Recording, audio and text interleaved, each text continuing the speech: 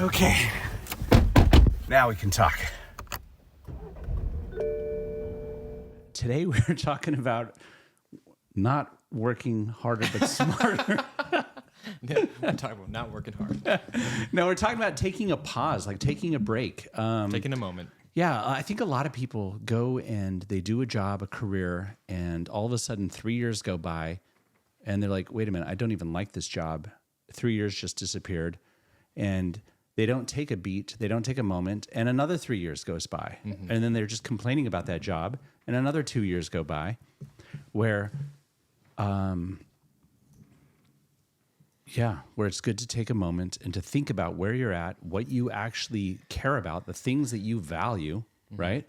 Because it's amazing how many people find themselves in job functions where they don't actually like it. Like I found myself as a financial analyst in my 20s, and I'm not a finance guy at all. I don't have the skill. I'm not I didn't do very well in accounting and finance in my MBA. How did you fall into that then? Great question. Yeah.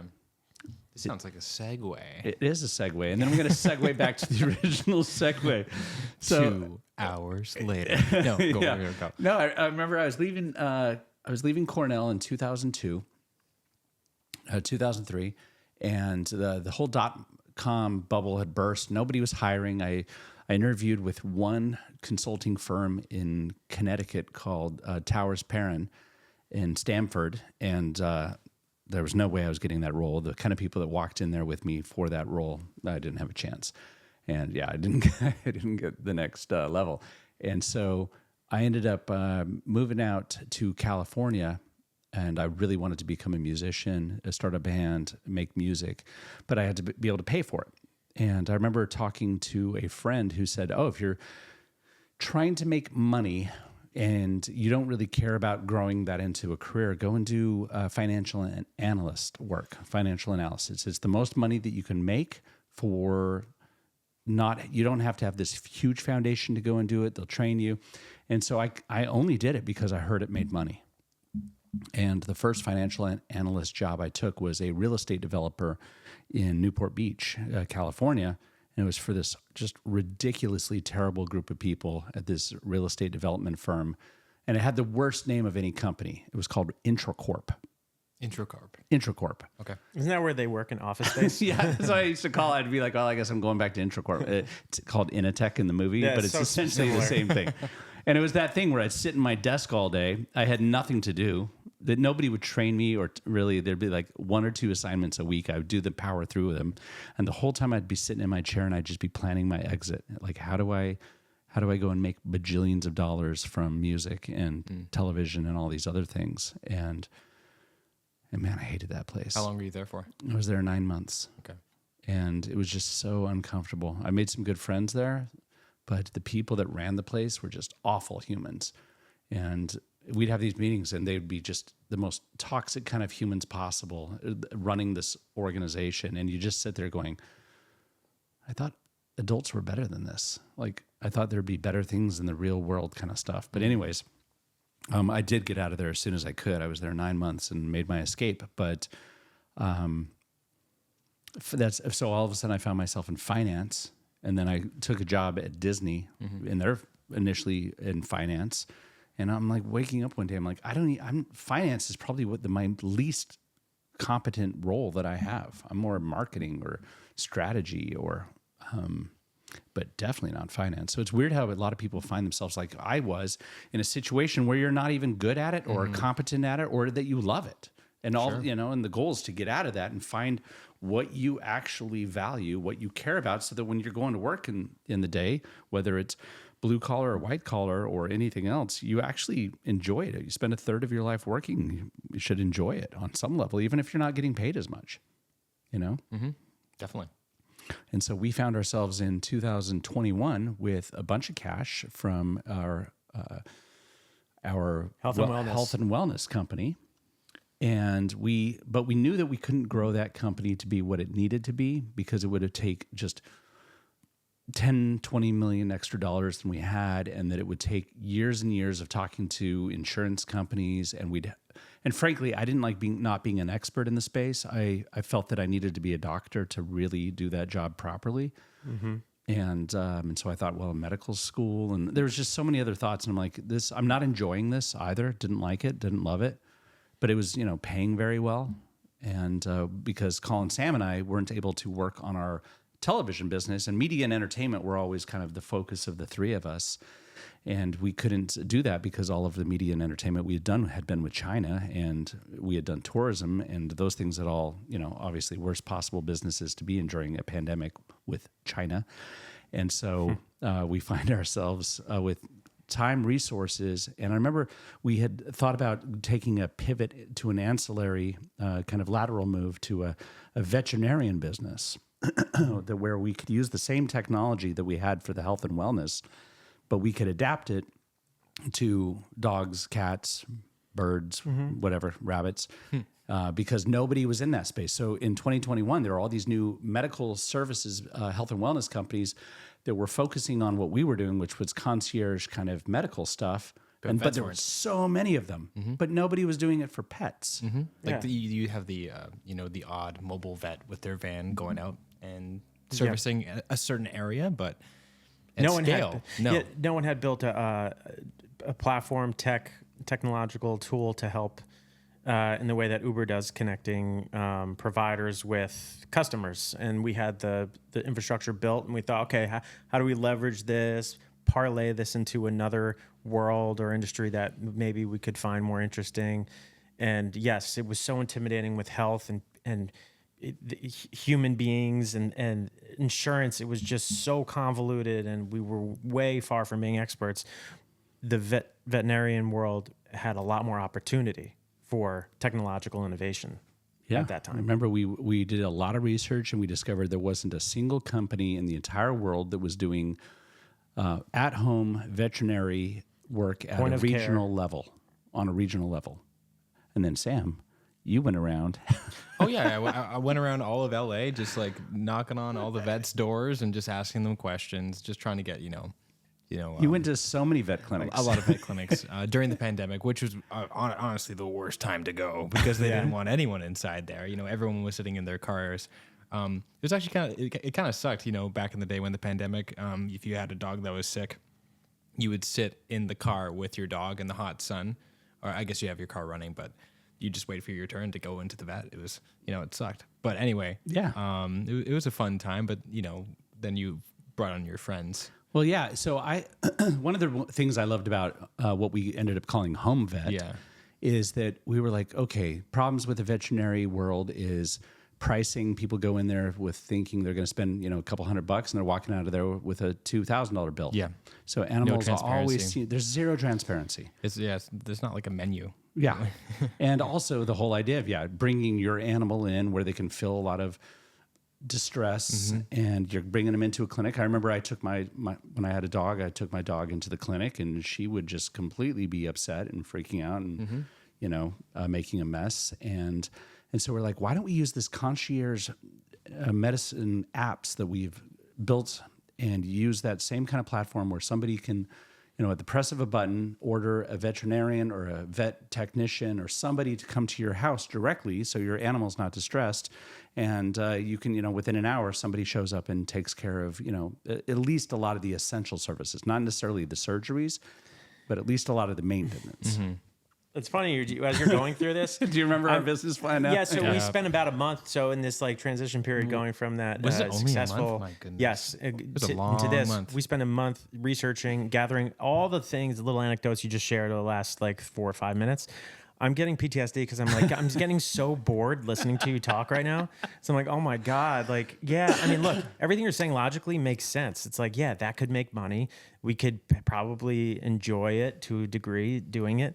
But I'm just getting I'm going right back to 2020 when we were on that couch, spending the whole month going hard. Sam going to all these veterinarians and speaking with them and asking if they'd be interested in being the lead vet on this thing to help, get us the credibility that we need. Were very bored. It's so funny. You guys were bored. I was just, frankly, personally, being honest, I was just intimidated by the undertaking of what we were trying to do. It was a huge project. People care more about their pets than they do about other people. So so we knew that was was go into it. I still think the Business Planet is a genius business great. plan. It's good. It's good. It's not easy. It's and, not easy. And we one. did, like you said, we have a very close friend in England who is a just world-class veterinarian that I absolutely love, her and her husband, and they were helping us on this project. Mm-hmm.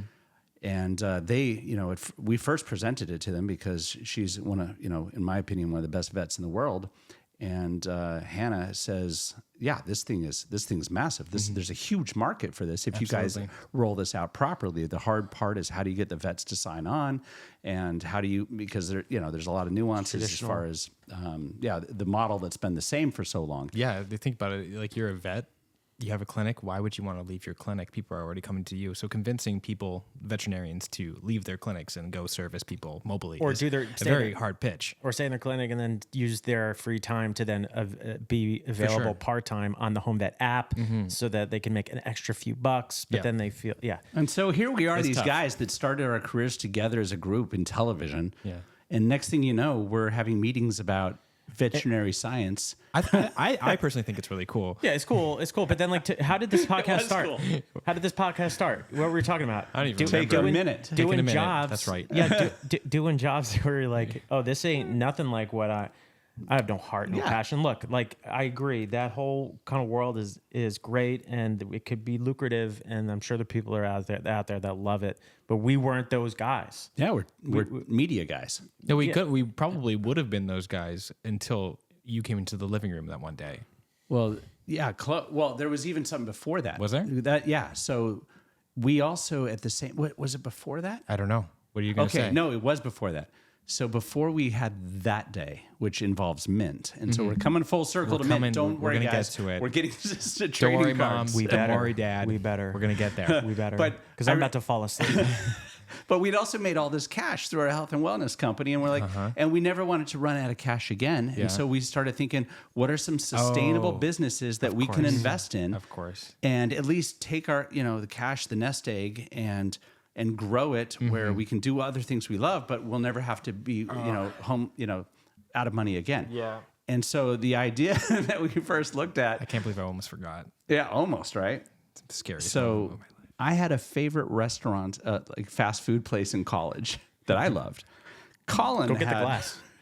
Go get the glass. You want to Okay, get the glass? Yeah, I'll go get the glass. Okay, so Colin and I, 1 second. one of our early bonding experiences is when we both discovered that there was a certain calzone shop that we both Calzone. calzone. Did I say calzone? Calzone. Calzone. Oh, it's in the dishwasher. Okay, so Fast food calzones. fast food calzones. I was at Cornell and Colin was at Delaware, and both of our colleges had this magnificent location called DP Dough. DP dough. Love DP Dough. At least I did in DP college. dough. D Loved period. it. P period. Dough. Yeah. Period. Let us know in the comments if any of you guys have a DP Dough in your town and fell in love with it too. And if you do like DP dough or love DP dough, what's your favorite calzone? Well, obviously it's the buffer zone. The buffer zone. So the buffer zone had breaded chicken, blue cheese, hot sauce, and cheddar cheese wrapped up. And then it always came by default with a side of marinara. I would swap it out for blue cheese. Boom. At the end of a night, your average typical college night, you'd go home and you'd order that and be ready for it by the time you got to your dorm. I would Mac and order cheese pulled pork. mac and cheese pulled pork. That was your 100%, favorite? 100%. And so it's the best calzones ever. Love this place. And I would order like multiples of them in college, and that would be like dinner for the next 3 nights. My memory of it was awesome. Well, no one has a really refined palate at 18 when you're that's also true. like doing other things. And that evening, you're a little, And so we looked at starting a bunch of DP Dough franchises in California. it was a nostalgia play. Yeah. And we actually went pretty far along. We were talking to The CEO. we talked to the CEO of that franchise. How many and locations were there, like on the East Coast? There's like 15 or 20 or Yeah, something. I small. can't remember. 16. Yeah, at but they're all on most. the East Coast, they're- right? most of them, but they were growing. But there was one in Arizona. Right? That was the furthest west. Yeah, there's one in That one- Colorado, in Fort Collins, and there's one Scottsdale? in Scottsdale. That was at ASU. Yes. That's the furthest one west. And we were like, well, we are on West Coast guys. We could blow it out here and have one in LA, San Diego, San Francisco. Yeah, we were just going. No, but that's the thing. And we started, once again, for the three of us, we couldn't help ourselves. We're like, we have to do content around this. Remember? Yeah, the Doughboys. Yeah, we climbed to the top of Mount Hollywood in Griffith Park. Yeah. And the three of us are up at the top, and we're talking about Doughboys and about how we're going to like make this whole video series about slinging calzones. Listen. There's no calzone chains in California that I can think of. So Yeah. it's right. I think it would have done very, very well. But at the same time, see, this is where the couch moment came in. Yes. Is that we're like reaching out, we're talking to the DP Dough franchise people. We're going to Scottsdale. I gotta tell a quick story Yeah, before you get into please. this. I remember we drove to Scottsdale to go visit the DP Dough because you guys haven't been there since college. Yeah. Yeah. Why don't you check it out? I've never been to DP Dough. I have no idea what to experience. We go to this DP Dough. It's quite dilapidated. Pretty much. It was busted. It was pretty busted. You guys order calzones. I order calzones. You guys are sitting beside each Oh, it other. was I'm in sitting Tempe. opposite of Yeah. you guys, and then it's like midnight. You guys take a bite of that calzone, and you guys just look at each other with just this love and nostalgia for what you're eating, and I'm eating mine, and it's not good, and I am I'm terrified because I'm like. Yeah. I'm about to 2 get against into 1. this. We're doing this thing apparently. Oh man, I was so scared. You were scared that you were going to be slinging calzones for the next rest of 10 my years. life. I mean, to be fair, I was flooded with emotion. It was You like guys- an emotionally we're so stoked. charged, nostalgically charged bite that I Yeah. had that misinformed how I was actually reacting. nodding, just because I was patting like, each other on yeah, the but back." dude, you're right though. Because after we scary. had it, I remember thinking that wasn't even half as good as the calzones that I had 15 years No, earlier. it wasn't very good, actually. It wasn't good. It was just seeing the signage on the storefront. I think it was in Tempe, Arizona. It was like right next to the college. And I remember feeling like all the nostalgia, and we're taking photos out front. We're so happy. And then I do remember the first bite was like, it was like that good feeling. But then as soon as it kind of sat on the palate for a second, I'm like, oh, this isn't very good. No. This isn't what I remember. No. Half the lights were out. Like it was dark. And there was, it was the weird dingy. dude that was running the And place. he was like, "Yeah, if you own a location, you will have to be here every day and every night. You will have to learn how to make the calzones. You will have to be." And we're The watching reality of the reality. owning It's a all restaurant. sinking in. Of course. I know, and it's funny because I've been in restaurants, and then I'm like, Wait a minute. no, I just wanted to hire somebody to come in and do it. We had a glorified idea of what it would be like, and then Yeah, we were all excited when we were driving out there. Yeah, we'd just be creating. We'd do a podcast, and Doughboys, do some cool Honestly, content, and it would have been fun. Yeah. it would have been the greatest thing to ever happen to that brand if we did the Doughboy, It would have been really cool. like Yes Theory, but for calzones. Yeah, we would have done a sort of Everything comes back to that. Yeah, exactly. Yeah, we would have put them all up and down the West Coast. We would have put a couple in China and Japan. It would we have did been talk about Oh, yeah, that you too. did a big pitch with them. with the CEO. I was like, Yeah, yeah, I'm gonna put it. we're gonna put him in Shanghai, Beijing. But at the same time, so there was this one day. So we're prepping for calzones. We're doing home vet. Yeah. We're still Yeah. doing our in tandem. Yeah. all of the other businesses. And there was this moment where we sit on the couch. Yeah. And I don't know if it was like No, we were sitting on the couch. We were doing stuff. We had home vet going on. We were full time on home vet for about a month. Yeah. But then it became more of a part time thing for I feel like 6 to 9 months. Yeah, But yeah. anyway, we had all these things going on. The health and wellness company, exploring Doughboys, home vet, and then Colin just comes around the corner and says, "Hey guys, Yeah. I know we have a lot going on right now, but we have an opportunity to take a moment and think about what we actually want to do." So that was really insightful. it was really nice. Well, I can't take credit for it. I mean, look, we were. No, we you were, have to take credit for it because Take the credit, Colin. Yeah. We were addicted to just working at the time, and I think we were. There was just so much upside with all these things, and we had been given proof that can happen with the success of the health and wellness company. So we were kind of rolling that over into these other endeavors. But I had a talk with one of my best friends, Tony, earlier, maybe a day or 2 or 3 earlier, and I was voicing my concern with him. I was using him as an outlet. I was like, "Hey, man, we're doing all these things, and my heart's not in it. I'm just not very happy, and I don't think I can't see an end to it." And he goes, "Hey, this is what you should do. This is what I recommend. The next when you feel comfortable, early, first thing in the morning, I know you guys are all working and living together. First thing in the morning, approach Sam and Brian and just tell them, hey, look, let's all just take a breath in a moment. Let's all take out a pen and paper, go our separate ways for an hour, and meditate on this, and really think about what it is that gets you excited and out of bed in the morning, And it doesn't matter whether it can make you money or not, but just what are those top 10 things that you love in this life more than life itself? Write them all down. An hour later, come back and compare notes, and then look and consider and think, ooh, what maybe could these become? Like, could any of these become anything business related?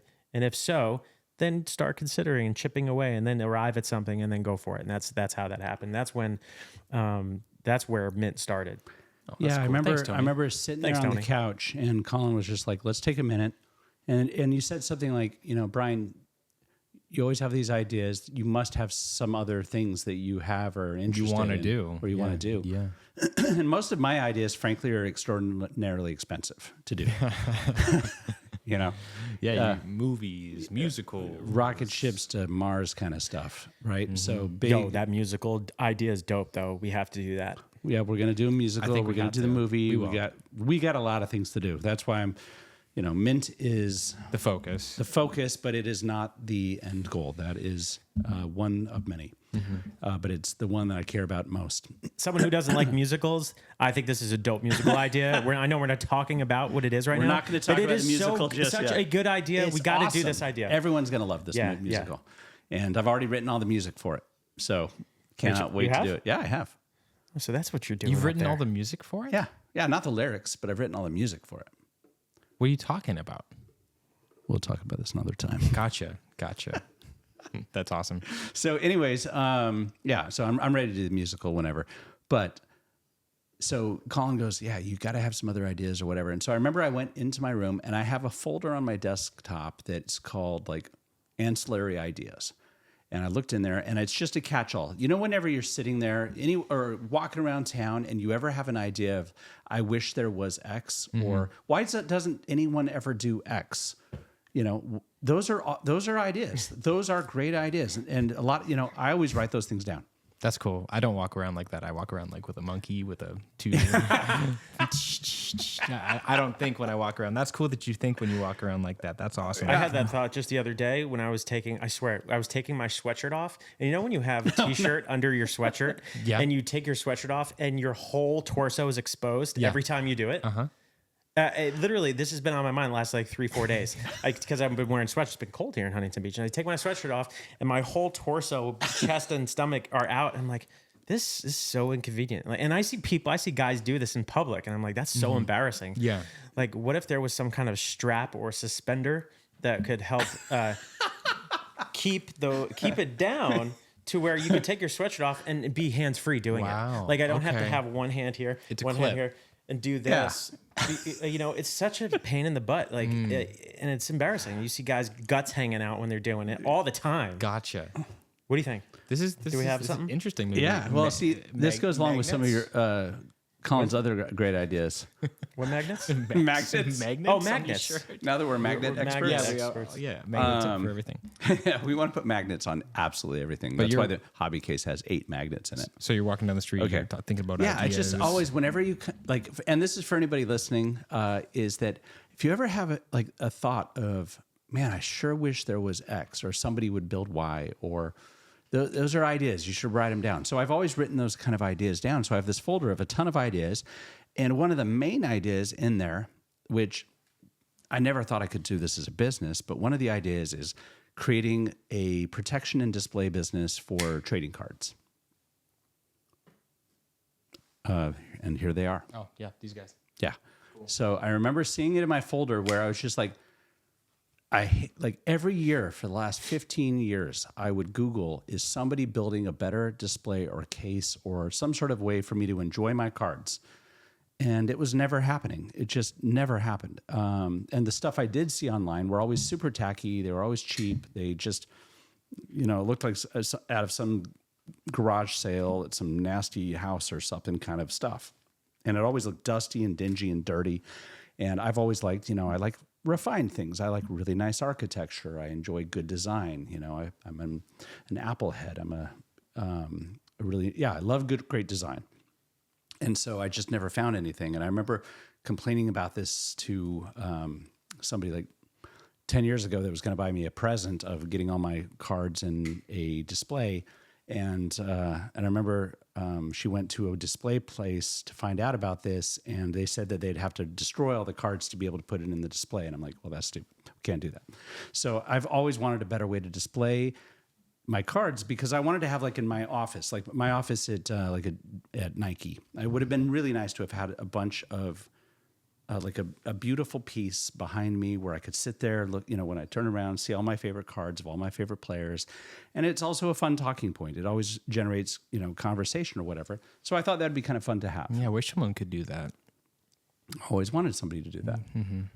And so I remember, I think it was the two of you came into my room or something, and I started talking about how nobody had done this. This was that same day where we had that pause. Yeah. Like, and I had some later. cards on my desk, and I was showing you guys like the one touches and penny sleeves and top loaders and some high grade cards. Here's some Mickey Mantles. Here's this. Here's that. And I'm like, nobody's ever made anything that's better. This is the best stuff. These one touches, they scratch super easy. Plastic. And top loaders, just, your cards fall out, or penny sleeves, you nick the corners whenever you're putting a card in. Mm-hmm. There's always a problem. And binders and, D rings versus, different C rings for binders, and it wrecks the cards. And so I said, I would love to build a better way of protection and display. And the first idea was actually for the G1. Yeah. Was a high grade glass and steel kind of case. Mm-hmm. And I remember I shared this with you guys, and it was just this epiphany kind of moment for the three of us. He's like, we got to do this. The fact that I was just so stunned that this industry that was just catching so much fire, especially at that time, or reigniting rather, had seen absolutely zero innovation since at least the early 80s in all of these different kinds of ways. That was like, wow, just there has to be something there. There's just no innovation. Yeah. And that was 2021, right? Yeah, that was March. Oh, it was actually 4 years ago. 4 years ago. Right now. I'm trying to think, because I feel like right around that time, there was a big card sale that happened. I don't know if it was the Honus Wagner or a Mickey Mantle, and we were researching cards because Colin and I, we collected when we were younger, but then fell out of it pretty quickly. And I wasn't super aware about graders or anything like that. So looking at how much money was being poured into the hobby, like you were talking about, I think it was like a Honus Wagner went for like $6.6 million around that time. I'm not too sure. That might be wrong. But doing our research, looking around, is Brian right? Like, is there actually nothing out there that is a higher quality than a piece of plastic? And he was right. And like you said, we were just shocked and excited about the opportunity to make a real change and to make a real impact. Yeah, I remember you guys. I remember sitting there, and you guys would go off and do your research, and I'm like, I really hope they don't find anything. Yeah, no, for sure, right? Yeah. And so you guys went off and did all this research and didn't find anything. And so I think at that point we called like a few of the companies, trying to dig around, find out if. Sure. Yeah, I can't remember. I don't know if we called around and. I remember at one point you guys called PSA. Oh yeah, that's right. Yeah. We were trying to find out how they removed cards from their cases. Yeah. Mm-hmm. Yeah. Pretty sure we know how they did it and do it. Yeah. But, we didn't get too far with those calls, but we were just trying to educate ourselves on the market. And then I think it was like, I was just like, we gotta at least take a few steps in the direction. Oh, that's also, not even just like opening the cards, but we were also trying to figure out, are they UV protected? That was a big one, trying to get an answer out of customer service from any grader, but at the time, no, they weren't. At the time, we were looking at what are the benefits, the list of benefits that you would see for any product that you would buy online. Yeah. We want to make sure that when we create ours, we can claim the same things, if not more, way and better. Yeah. So we had to get a baseline understanding of what each and every one of those benefits were. Mm-hmm. And that led to us calling them and be like, okay, I see that, some cases claim to be 99% UV protected. What does that actually mean? And that opened a whole new world about UV, UV effect on items, collectibles, yeah. And then in my room, I went and just mocked up a bunch of, actually, I started having fun with it. I made images of what I think it could look like. Yeah. And built a whole document of different pictures, and I put in different cards and different materials, and I decided to start focusing on that. I had Colin kind of take over our health and wellness company and start just maintaining and managing it, and I kind of took a back seat in that company that I was CEO of, and I hired a industrial designer that I'd met on Fiverr or Upwork, one of the two. And he turned out to be the coolest guy ever, Xavier. Love the guy. Still really care about the guy. And he and I just communicated so well about what I was trying to do. And in fact, when I look at the G1s right now, the Mint G Case G1s, they're pretty much exactly as Xavier designed them. From a shape and form perspective, shape, form, and function, and also the laser etching on the side. Yeah, everything. That was all just, him. There's more of the color that's really changed, and the dimensions. Yeah, the only thing that's not Xavier is really dimensions and color, but it's pretty close. But it's pretty close, 95% there. And I asked him to make me a prototype, and he's like, "Hey, I'm not a mechanical engineer. I'm an industrial designer." And I was like, "Just do your best, man. I don't care. Here, I'll throw some money and let's get this thing done." And so he went and started working on building a prototype. But I remember he was giving us these decks of like all these images of what the case could be. And that's when we started driving to Scottsdale to go do the DPDO meetup. And here we are at we're at some rest stop on the way to Phoenix from LA. And we're on the side of the road, and Xavier is presenting these early kind of iterations. And it was just like, what are we doing talking about home vet? Why are we talking about DPDO franchises? This is way cooler. This is way more fun. We loved it. Every time we would ever talk to Xavier, we'd get so excited and be like, we are going to knock this out of the park. Yep. It was just a lot of reinforcement. Intended. It was just a lot of reinforcement, a lot of signposts along the way that, wow, okay, this should be the thing. And to go back to the start, it's like, it's so much more aligned with who we are and what our interests are. I mean, card collector more than us, of course, but we obviously love sports and the other areas that sports cards or trading cards touch, and they're just more, we can just attach to them better because it'll get us more excited more organically. Yeah, it's not weird at all that we're now doing, prepping to do larger media projects. Like we're getting back into what our core competencies and what we actually love, what we do, which is media, entertainment, and ecosystems. And that's what we're building right now. So it is kind of cool how it's kind of come full circle. And so the moral of the story here for me is like, you never want to just like power ahead and find yourself waking up 5 years later doing something you don't like or that you don't have a competency in, or that just doesn't get you excited and give you that, and there's painful things to be able to step back from doing those things to go do something else. It's hard. There's a lot of risk. There's a lot of, if you have family and kids and the whole 9 yards, can be really challenging, but it's also worth at least exploring and thinking about, because that moment of saying, let's take 5 minutes and come back and talk about this, I think that changed my life, man. Yeah. Genuinely. I mean, sure. No, 100% did. It changed all our lives. Yeah. 100%. Yeah. What's the question? Like, would you rather take $10 million today or get 10 years back? Yeah, that kind of thing. Michael just asked us that. Yeah, he just did he just ask me that? He's like, what would you rather take, 10 million now or 10 years into the past? And then I said, I'll take 10 years every single time. Yeah, it's like, so it's like, cool. Why are you working so hard? It's like, take a second. Yeah, take a minute to breathe, look at what you're doing, examine your options, weigh the consequences, and make some decisions for yourself that's going to improve your life. Because I know that's what that did for me. Yeah. We were talking about a metaphor about the gym. I was telling you, it's like being very thoughtful about each step. Like really, if you want to make big gains at the gym, if you want to look like this, if you want to look like this is what you got to do. No, I'm just kidding. But you have to, like really, there's something to be said about the mind, body, muscle connection. Like, if you want to really maximize your hour at the gym, like really thinking slowly and methodically about each movement you're doing, you're going to have better results. And that's true with business and life and everything. Amen. And that was car policy. And that was car policy, wasn't it? I think so. Was that it? I think so. Let's go to the Tuesday fair. Yeah. Let's do it.